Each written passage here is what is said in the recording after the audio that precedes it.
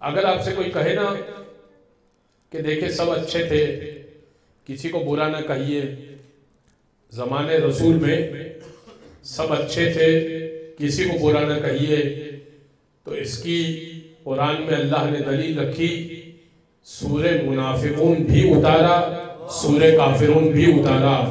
یہ اس بات کی دلیل ہے کہ بزم رسول میں کوئی منافق بھی ہوا کرتا تھا، کوئی کافر بھی ہوا کرتا تھا۔ سب رسول اللہ کے ساتھ تھے، سب رسول اللہ کا دم بھرتے تھے، سب رسول اللہ کے گیت گاتے تھے۔ تو جی نہیں، ایسا نہیں ہے۔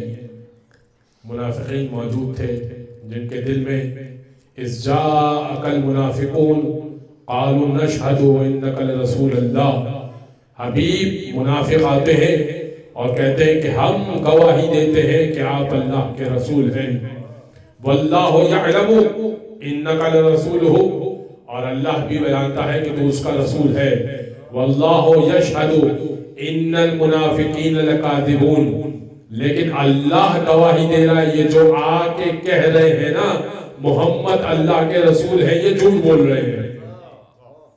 بھائی سچ بول رہے ہیں، محمد الرسول اللہ کہہ رہے ہیں، اللہ کیوں گواہی دے رہا ہے؟ نہیں بھائی، اللہ زبان کو نہیں دیکھا کرتا، اللہ دل میں جھانکا کرتا ہے کہ دل میں کیا اس کے ایمان راسخ ہوا ہے یا نہیں ہے۔ اس لیے قرآن نے کہا نا، قرآن نے یہ نہیں کہا کہ ایمان والا ہونا کافی ہے۔